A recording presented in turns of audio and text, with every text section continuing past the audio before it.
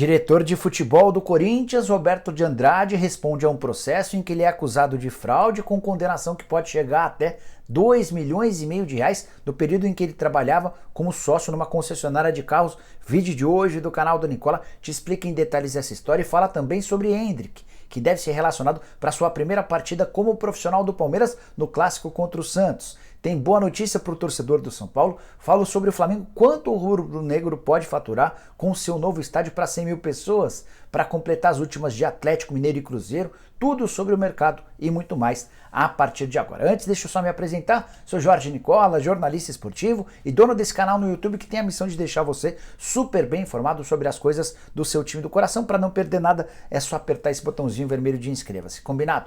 Bora contar que todo esse conteúdo tem um oferecimento de Smash, casa de apostas esportivas que tem Ronaldinho Gaúcho como embaixador. Isso sem falar numa série de bônus e cupons que só a Smash oferece para aumentar suas chances de ganhar. Queria falar sobre os jogos da Série A do Campeonato Brasileiro, todos com cotações bem legais, com destaque para o Fla-Flu desse domingo, vitória do Flamengo pagando 1,74, o empate pagando 3,65 e a vitória do Flu pagando 4,75. Que tal apostar também em Palmeiras e Santos, vitória do Verdão pagando 1,42, o empate a 4,50 e a vitória do Santos pagando 7,35. Para apostar nesses ou em quaisquer outros jogos dos campeonatos nacionais pelo mundo, é bem simples. Pega agora mesmo o link que eu vou deixar da Smash no comentário fixo, já faz seu cadastro e começa a aproveitar todas as vantagens, beleza? Bora começar o vídeo com o tradicional giro de notícias e a primeira informação é sobre a minha Portuguesa, que entra em campo nesse sábado às 3 da tarde contra o Desportivo Brasil em Porto Feliz. Lusa precisa de um empate para chegar à semifinal da competição depois de ter vencido por 1-0 em casa. Qualquer derrota elimina a Portuguesa e impede o sonho de jogar a Série D do Campeonato Brasileiro de 2023. Bora falar também sobre o João Paulo, goleiro do Santos. Recentemente surgiu a especulação de que ele já está na mira de 2 clubes da Itália para a próxima temporada. Conversei com o empresário dele, Daniel Medeiros, antes de gravar esse vídeo e o Daniel me assegurou que ninguém o procurou, só se houve um contato com os dirigentes do Santos. Bora contar ainda que o São Paulo deve faturar perto de 800 mil reais com o patrocínio da LG para a final da Sul-Americana. Contei para vocês que São Paulo e LG acertam os últimos detalhes para que a empresa patrocine e estampe sua marca no omoplata da camisa, no lugar em que era até outro dia da Rocco.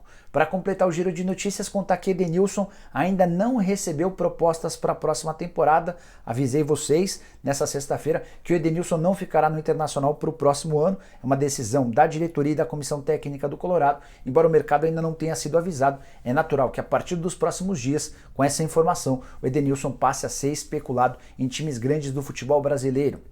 Contar também que Maicon, volante do Corinthians, está bem perto de retornar aos campos. Ele perdeu as últimas 10 partidas por conta de uma contusão. Já está na fase final da transição, ficando à disposição para treinos ao longo dessa semana. Vai estar com a disposição do técnico Vitor Pereira para a final da Copa do Brasil, marcada para 12 e 19 de outubro. A última saideira do giro de notícias, contar que o Internacional é o líder do retorno do Campeonato Brasileiro com 16 pontos dos 21 possíveis. Existe um enorme equilíbrio no segundo turno do Brasileirão. Depois do Inter com 16 aparecem Fortaleza, Flamengo, Palmeiras e América com 15 pontos cada.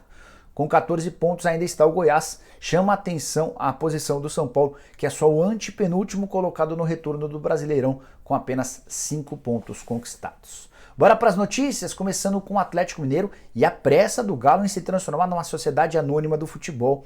Há bastante tempo, o Galo e seus parceiros avaliam e estudam as condições do mercado, quais seriam as possibilidades de parceria caso o Atlético se transformasse em SAF. Essa decisão de virar uma SAF já foi tomada pelos 4 Rs e vai ser confirmada pelo Conselho Deliberativo em reunião nos próximos meses. Mas, em paralelo a isso, o Atlético já tem conversas com uma empresa norte-americana. E essa empresa pretende se tornar a dona do Atlético no início do ano de 2023, o que causaria impacto, por exemplo, nas decisões do departamento de futebol. Renovação de Cuca, por exemplo, passa por o fato de o Atlético ter ou não um novo dono. É importante contar para vocês que o Atlético pretende vender um percentual menor do que os seus concorrentes, Cruzeiro e Botafogo, por exemplo, que se desfizeram de 90% das ações, ou do Vasco, que vendeu 70% das ações. Além disso, o Atlético ainda pretende faturar mais do que todos os concorrentes, Cruzeiro e Botafogo vendidos por 400 milhões, o Vasco vendido por 700 milhões de reais. Estou bem atento a essa história, assim que tiver qualquer novidade, trago aqui para contar para vocês. Bora falar sobre o rival Cruzeiro, que já tem feito uma série de definições para a próxima temporada. O zagueiro Oliveira foi comprado em definitivo do Atlético Goianiense, o volante Neto Moura foi comprado também em definitivo do Mirassol e outros dois atletas não devem ficar para 2023. O primeiro deles, o zagueiro Wagner Leonardo, que pertence ao Santos, estava emprestado ou está emprestado até março. A ideia do Cruzeiro é devolvê-lo em dezembro para que o Wagner Leonardo possa buscar um novo clube. Outro que dificilmente fica é o Bidu, lateral esquerdo que tem jogado como titular. O grande ponto do Bidu é a questão financeira.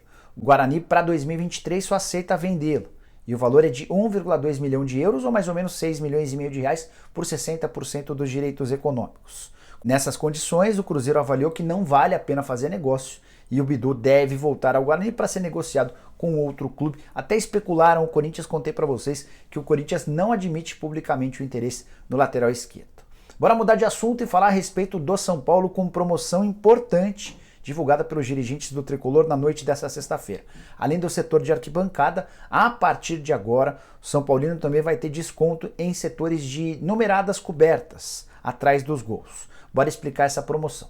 Se você for ao Morumbi hoje, você pode comprar um setor destinado à arquibancada por R$30 o valor da inteira, o ingresso inteiro, ou R$15 meia. A partir do jogo contra o Avaí, você também vai poder comprar um setor de numerada, aquele setor que fica entre a arquibancada e o primeiro piso. Esse setor de numerada coberto, atrás do gol, vai custar R$50 para o valor do ingresso cheio e R$25 para o valor do ingresso para metade dos estudantes, né?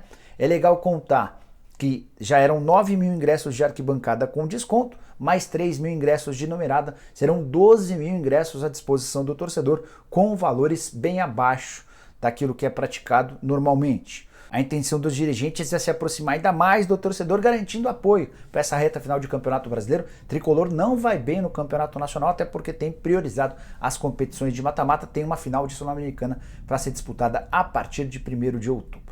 Bora mudar de assunto e falar sobre o Palmeiras, mais especificamente sobre Endrick, que deve ser confirmado ao longo das próximas horas como um dos relacionados para o confronto contra o Santos, jogo marcado para esse domingo no Allianz Parque. A ideia do Palmeiras era promover a estreia do Endrick no time principal no jogo contra o Juventude, mas você vai lembrar que o Wagner Ribeiro, que nem é mais seu empresário, havia declarado na semana do jogo essa notícia, havia dado como uma informação exclusiva dele, o Abel não gostou e adiou essa ideia. E aí ficou a dúvida se ele seria relacionado para um jogo seguinte, no caso contra o Santos.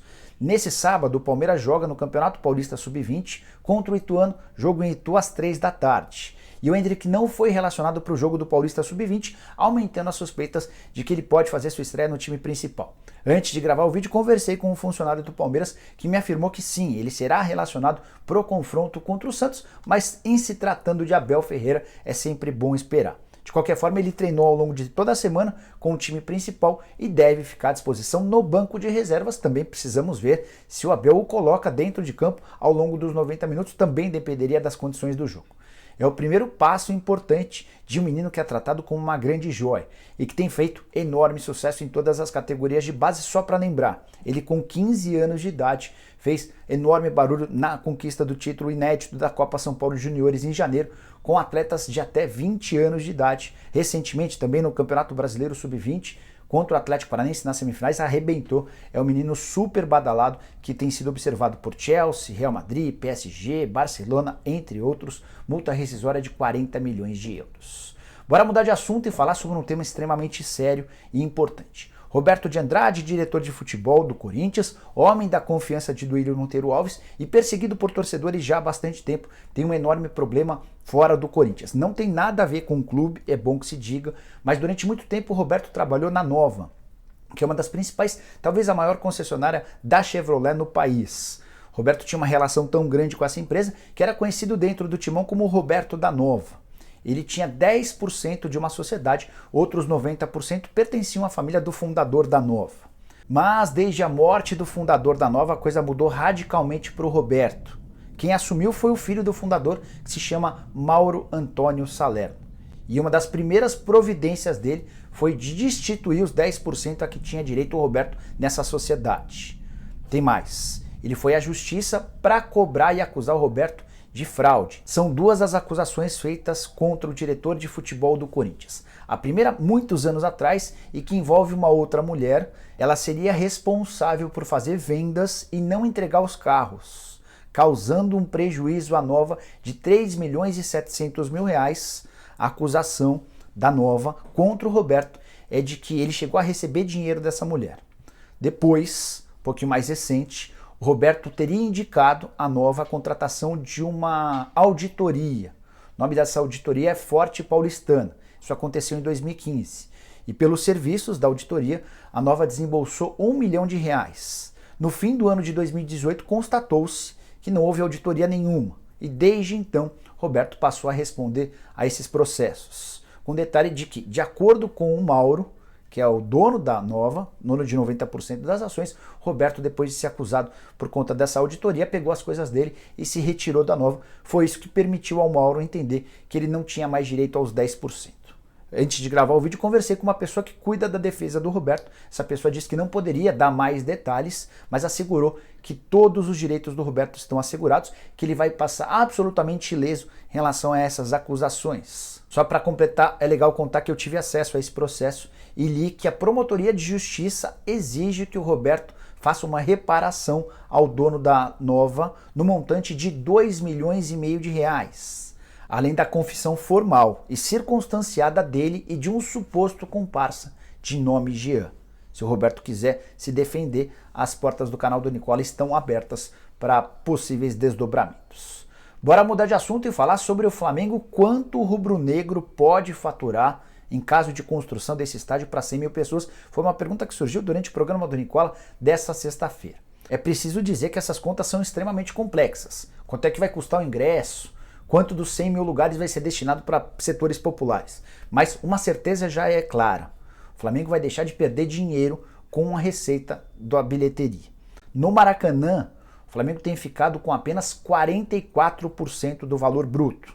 Então, só para você entender, no Campeonato Brasileiro, o Fla faturou 32 milhões de reais ou gerou 32 milhões de reais de receita com bilheteria e ficou com apenas 14 milhões de reais nas 12 partidas que atuou como mandante. 44% da receita bruta fica pro Flamengo.